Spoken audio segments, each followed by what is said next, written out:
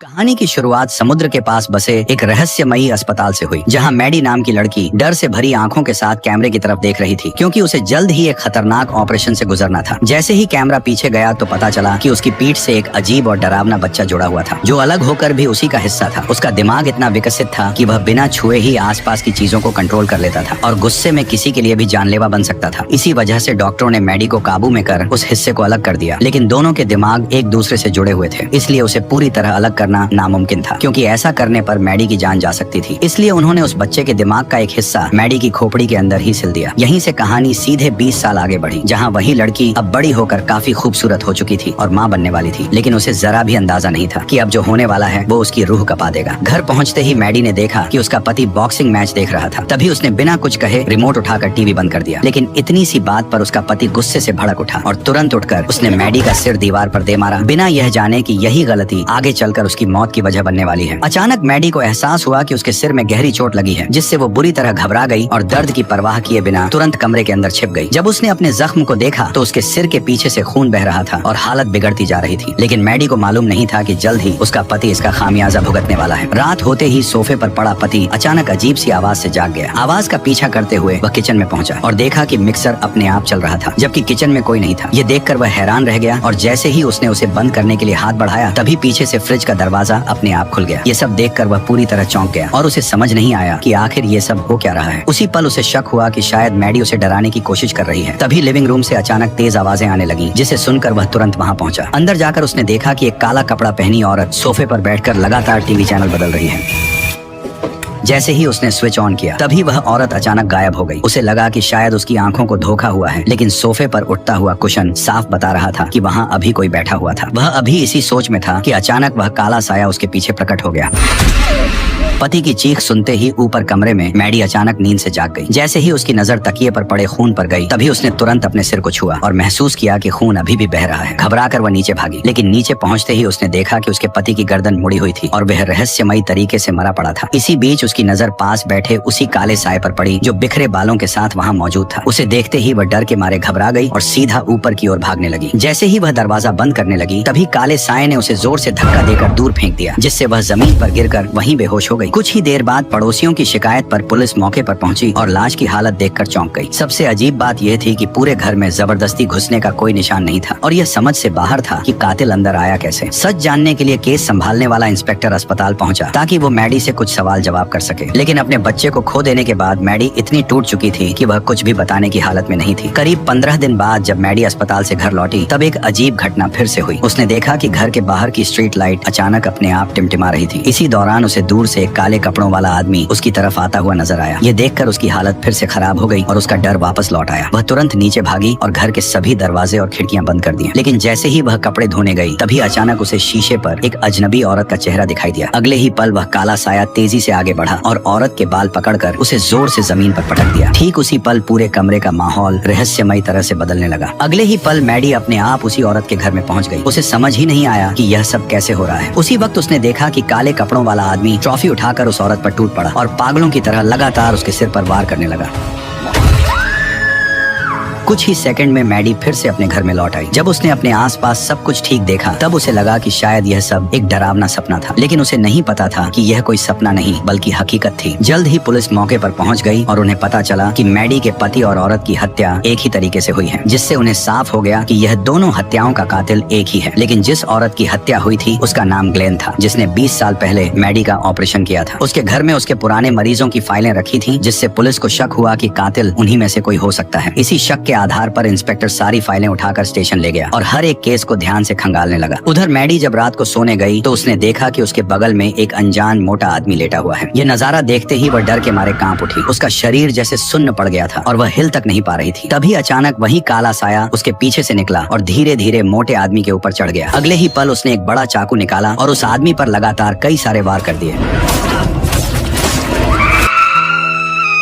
काले साए के गायब होते ही मैडी चीखते हुए उठ बैठी। लगातार हो रही घटनाओं से घबराकर वह अपनी बहन के साथ तुरंत पुलिस स्टेशन पहुंची और इंस्पेक्टर को सब कुछ बता दिया। लेकिन उसकी बातों पर किसी ने भरोसा नहीं किया, उल्टा सब उसे पागल समझकर हंसने लगे। ये देखकर उसकी बहन भड़क गई और बोली कि अगर कुछ भी साबित न हुआ तो हमें पागल खाने भेज देना। ये बात सुनकर इंस्पेक्टर थोड़ा सीरियस हो गया। थोड़ी ही देर में मैडी ने इंटरनेट से उस मोटे आदमी का पता ढूंढ लिया जो सामने वाली बिल्डिंग में रहता था। फिर इंस्पेक्टर ब्लैक सिस्टर के साथ उस जगह जांच के लिए पहुंच गया। जब वे चारों वहां पहुंचे तो देखा कि सच में वही आदमी अपने घर में मरा पड़ा था जैसा मैडी ने बताया था। ये देखकर इंस्पेक्टर को यकीन हो गया कि मैडी ने हत्यारे को देखा है। इसके बाद पुलिस ने मैडी के बयान पर हत्यारे का स्केच बनवाया जो बिल्कुल एक डरावने भूतिया इंसान जैसा दिख रहा था। ये देखकर ब्लैक सिस्टर को फिर लगा कि मैडी शायद कोई कहानी बना रही है। फिर भी मैडी ने कुछ नहीं कहा और चुपचाप वहाँ से चली गई। जांच के दौरान इंस्पेक्टर को डॉक्टर ग्लेन की फाइल में एक अजीब केस मिला। मरीज का नाम एमिली था जो सिर्फ 7 साल की बच्ची थी। वह अक्सर कहती थी कि उसे अजीब चीजें और शैतान दिखाई देते हैं। उसे ठीक करने के लिए डॉक्टर ग्लेन ने 2 डॉक्टर्स के साथ मिलकर एक खास ट्रीटमेंट प्लान किया था। हैरानी की बात यह थी कि वही एमिली आगे नाम बदलकर मैडी बन गई थी। ये जानकर इंस्पेक्टर को शक हुआ। उसने तुरंत तीनों डॉक्टरों की पुरानी फोटो देखी। फोटो देखते ही उसे तुरंत समझ आ गया कि 2 डॉक्टर अपनी जान गंवा चुके हैं और अब अगला नंबर उस आखिरी बचे डॉक्टर का है। उधर मैडी जब घर पर तैयार हो रही थी तभी उसे अचानक आईने में उस आखिरी डॉक्टर की झलक दिखाई दी और अगले ही पल वो रहस्यमय तरीके से डॉक्टर के घर में पहुंच गई। ज्यादा देर नहीं बीती कि इंस्पेक्टर भी वहां पहुंच गया। दरवाजा खोलते ही उसने देखा कि डॉक्टर बाथटब में मरा पड़ा हुआ था। मैडी ने इंस्पेक्टर को देखकर मदद करने की कोशिश की लेकिन वो ना तो उसे देख सकता था और ना ही उसे सुन सकता था। तभी अचानक काले कपड़ों वाला वही राक्षस छत से कूदकर इंस्पेक्टर पर झपट पड़ा और उसे जमीन पर गिराकर तुरंत वहां से भाग निकला। लेकिन इंस्पेक्टर लगातार उसका पीछा करते हुए एक सुनसान इमारत के अंदर पहुंच गया जहां अचानक उस राक्षस ने ऊपर से कूदकर इंस्पेक्टर पर जानलेवा हमला कर दिया। लेकिन इंस्पेक्टर भी पूरी तरह ट्रेनिंग ले हुआ था। वह अपनी बंदूक के दम पर उस राक्षस को काबू में करने लगा। हालात पलटते देख राक्षस ने लड़ाई छोड़ दी और तेजी से ऊपर चढ़कर वहां से निकल गया। लेकिन इंस्पेक्टर को पूरा यकीन हो गया था कि इन तीनों डॉक्टरों की मौत के पीछे मैडी का ही कोई कनेक्शन है। इसी शक के चलते वह तुरंत मैडी के घर पहुंचा और उससे सच्चाई जानने की कोशिश करने लगा। लेकिन मैडी को अपने 8 साल की उम्र से पहले की कोई भी बात याद नहीं थी। मजबूरी में इंस्पेक्टर ने सच्चाई जानने के लिए एक साइकोलॉजिस्ट को बुलाया ताकि हिप्नोसिस के जरिए मैडी की पुरानी यादें वापस लाई जा सकें। जैसे ही मैडी अपनी यादों में गई उसे सब कुछ साफ साफ याद आ गया। दरअसल ऑपरेशन से पहले उसके सिर के पीछे जो बच्चा जुड़ा था उसे वह गैब्रियल कहती थी। गैब्रियल उसके दिमाग को कंट्रोल करके उसे डरावनी चीजें दिखाता था जो हकीकत में होती ही नहीं थी। लेकिन ऑपरेशन के बाद जब उसे उसके सिर के अंदर दबा दिया गया तो उसका कंट्रोल खत्म हो गया और वह किसी दूसरे इंसान के शरीर में जाकर उन डॉक्टरों को मारने लगा जिन्होंने उसे बंद किया था। यह सब सुनकर इंस्पेक्टर को उसकी बात बड़ी अजीब लगी। उसे लगा कि मैडी कोई सच्चाई छुपा रही है। लेकिन इससे पहले कि वह कुछ और पूछ पाता तभी अचानक छत से एक औरत फर्श पर आ गिरी। यह नजारा देखकर मैडी पूरी तरह टूट गई और वहाँ मौजूद सभी लोग दंग रह गए। अब तक सभी यही मान रहे थे कि मैडी निर्दोष है लेकिन सच्चाई सामने आने लगी। असल में मैडी के घर की छत पर एक औरत को कैद करके रखा गया था और वहीं से उस हत्यारे कपड़े और चाकू भी बरामद हुए। ऐसे में शक सीधा मैडी पर ही गया और पुलिस ने उसे तुरंत हिरासत में ले लिया। लेकिन मैडी बार बार यही कहती रही कि उसने कुछ नहीं किया है बल्कि यह सब गैब्रियल ने किया है। तभी अचानक इंस्पेक्टर के फोन पर एक अनजान कॉल आया। बातचीत के दौरान उसे एहसास हुआ कि यह गैब्रियल है जिसने मैडी को फंसाने के लिए उस औरत को कैद किया था। लेकिन उस आवाज को सुनकर इंस्पेक्टर के मन में शक पैदा हो गया। उसे लगा कि यह सब मैडी की चाल है ताकि वह खुद को बेकसूर साबित कर सके। इसलिए इंस्पेक्टर ने अपनी समझदारी दिखाते हुए मैडी को तुरंत गिरफ्तार करके जेल में डाल दिया। लेकिन मैडी की बहन को अब भी भरोसा था कि मैडी निर्दोष है, इसलिए सच्चाई जानने के लिए वह सीधे उसी हॉस्पिटल की ओर निकल पड़ी जहां मैडी का ऑपरेशन हुआ था। लेकिन वहां पहुंचकर उसने देखा कि अस्पताल पूरी तरह उजड़ चुका था और वहां आसपास किसी भी इंसान का नामो निशान तक नहीं था। फिर भी वह अंदर गई और उसने काफी खोजबीन के बाद मैडी की ऑपरेशन फाइल ढूंढ निकाली जिसे वह तुरंत घर ले आई। जब उसने वीडियो टेप देखी तब असली सच सामने आया कि मैडी के सिर के पीछे जो बच्चा था वह जन्म से ही बेहद ताकतवर था। वह सिर्फ उसे डरावनी चीजें नहीं दिखाता था बल्कि वो मैडी के पूरे शरीर को अपने कंट्रोल में लेकर उसे अपनी मर्जी से चलाता था और यहाँ तक कि किसी को मारने से भी नहीं हिचकता था। इसी वजह से डॉक्टरों ने उसे मैडी की खोपड़ी के अंदर ही हमेशा के लिए कैद कर दिया। इससे उसका कंट्रोल लगभग खत्म हो गया। लेकिन जिस दिन मैडी के पति ने उसे दीवार पर मारा उस झटके से खोपड़ी के अंदर बंद गैब्रियल फिर से जाग उठा और बाहर निकल आया। फिर उसी ने मैडी को कंट्रोल करके कई हत्याएं कर डाली। ये सच्चाई सामने आते ही मैडी की बहन बुरी तरह घबरा गई। उधर जेल में कुछ गुंडे मैडी को कमजोर समझकर लगातार परेशान करने लगे। वह अकेली थी और उनके सामने बिल्कुल बेबस थी, इसलिए वे उसे बेरहमी से मारने लगे। लेकिन जैसे ही एक गुंडे ने उसके बाल खींचे अचानक जेल की लाइटें झपकने लगी और माहौल डरावना हो गया। अगले ही पल गुंडे के हाथ खून से भर गए और मैडी का शरीर जोर जोर से कांपने लगा। फिर अचानक उसके सिर के अंदर से एक भयानक चेहरा बाहर आने लगा और पलक झपकते ही गैब्रियल ने उसके शरीर को कंट्रोल कर लिया। जो गुंडे कुछ देर पहले उसे कमजोर समझ रहे थे अब खुद खतरे में आ गए। उसने एक एक कर बड़ी बेरहमी से गुंडों को मारना शुरू कर दिया। देखते ही देखते सारे गुंडे उसके सामने चित हो गए और पूरा जेल खून से भर गया। लेकिन जैसे ही वह आखिरी गुंडे को खत्म करने वाली थी तभी गार्ड ने शोर सुनकर फायरिंग शुरू कर दी। लेकिन गैब्रियल ने गुंडे के शरीर को ढाल बना लिया और उसकी आड़ लेते हुए तेजी से हमला कर गार्ड को भी बेरहमी से खत्म कर दिया। इसी बीच मैडी की बहन ने तुरंत इंस्पेक्टर को गैब्रियल के बारे में सारी बातें बता दी। तभी अचानक पुलिस स्टेशन के अंदर से अजीब चीखें सुनाई देने लगी। जैसे ही इंस्पेक्टर अंदर पहुंचा तो वहाँ का नजारा देखकर उसके होश उड़ गए। जेल के सारे कैदी और कई गार्ड्स जमीन पर मरे पड़े थे और मैडी गायब थी। किसी को अंदाजा भी नहीं था कि मैडी दरवाजा तोड़कर एविडेंस रूम में घुस चुकी थी, जहाँ से उसने अपने हथियार लिए और स्टेशन हॉल में खून खराबा शुरू कर दिया। गैब्रियल ने एक एक करके कई पुलिस वालों को मार गिराया। उसका मैडी के शरीर पर पूरा नियंत्रण था और वह उल्टे दौड़ते हुए बिना रुके हमला करता जा रहा था। उसकी फाइटिंग स्किल इतनी खतरनाक थी कि कोई भी पुलिस वाला उसके सामने कुछ सेकंड से ज्यादा टिक नहीं पा रहा था। इसी बीच इंस्पेक्टर वहाँ पहुँच गया और जोर से मैडी का नाम लेकर उसे होश में लाने की कोशिश करने लगा। लेकिन असलियत यह थी कि मैडी अभी भी जेल के अंदर बंद थी और उसे गैब्रियल के किए गए किसी भी काम की कोई भनक तक नहीं थी। जैसे ही उसने इंस्पेक्टर को हथियार के साथ देखा, उसे लगा कि असली कातिल वही है। इस डर में उसने खुद पर नियंत्रण वापस लेने का इरादा भी छोड़ दिया। मौका देखते ही गैब्रियल ने इंस्पेक्टर पर हमला कर दिया, जिससे उसकी बंदूक हाथ से छूटकर गिर गई। ब्लैक सिस्टर ने भी उसे पकड़ने की कोशिश की, लेकिन वह भी उसे रोक नहीं सकी। इसके बाद गैब्रियल जेल से फरार हो गया। इंस्पेक्टर को तुरंत एहसास हुआ कि अब गैब्रियल का अगला निशाना वही औरत है जो मैडी के घर की छत से गिरी थी और गैब्रियल अब उसे खत्म करने के लिए अस्पताल पहुंचने वाला है। उधर मैडी की बहन भी अस्पताल पहुंच चुकी थी ताकि उस औरत को तुरंत सुरक्षित जगह पर शिफ्ट कर सके। लेकिन बाहर तैनात पुलिस को कड़े ऑर्डर मिले थे कि किसी को भी अंदर नहीं जाने देना है, इसलिए उन्होंने मैडी की बहन को भी अंदर नहीं जाने दिया। तभी अचानक कॉरिडोर की लाइटें टिमटिमाने लगी और पुलिस वाला अचानक अपने सीने को पकड़कर नीचे झुक गया। मैडी की बहन को कुछ समझ नहीं आया और उसने तुरंत आगे बढ़कर गार्ड को संभालने की कोशिश की, लेकिन उसी पल उसके सीने में अचानक तेज धमाका हुआ और वह वहीं मारा गया। ये देखकर वह डर से कांप उठी और तुरंत कमरे की ओर भागकर दरवाजा बंद करने लगी। लेकिन तभी गैब्रियल वहाँ आ गया। उसने एक जोरदार लात मारकर दरवाजा तोड़ दिया। जैसे ही गैब्रियल अंदर दाखिल हुआ, उसने अपनी ताकत से कमरे की सभी इलेक्ट्रॉनिक डिवाइसेस को चकनाचूर कर दिया, जिससे मैडी की बहन डर के मारे कांप उठी। गुस्से में गैब्रियल ने अपना चाकू निकाल लिया और उसे मारने के लिए आगे बढ़ने लगा, जबकि मैडी उसे रोकने के लिए जोर जोर से चिल्लाने लगी। उसी वक्त इंस्पेक्टर वहाँ आ पहुंचा। उसने बिना एक पल गवाए 2 गोलियां चलाकर गैब्रियल को घायल कर दिया। जैसे ही वो गैब्रियल को जान से मारने वाला था, तभी मैडी की बहन ने बीच में आकर उसे रोक दिया, लेकिन यह फैसला उसके लिए भारी पड़ गया। अगले ही पल गैब्रियल ने चाकू से सीधा इंस्पेक्टर की छाती पर वार कर दिया और वह वहीं जमीन पर गिर पड़ा। अब मैडी की बहन पूरी तरह अकेली थी। उसने जान बचाने के लिए बंदूक उठाई, लेकिन वह गोली नहीं चला सकी क्योंकि गैब्रियल मैडी के अंदर था और उसे मारने का मतलब मैडी की जान लेना था। इसीलिए वह बार बार मैडी को होश में लाने के लिए उसे उसके नाम से पुकारने लगी, लेकिन गैब्रियल ने पूरी ताकत से मैडी के शरीर को अपने कंट्रोल में कर रखा था। तभी अचानक उसने हॉस्पिटल बेड उठाकर मैडी की बहन पर फेंक दिया और वह वहीं दब गई। मैडी ये सब देख रही थी, लेकिन उसका शरीर उसके बस में नहीं था और मैडी की बहन ये बात अच्छी तरह से जानती थी। इसलिए दर्द के बावजूद वो उसे होश में लाने की आखिरी कोशिश करने लगी।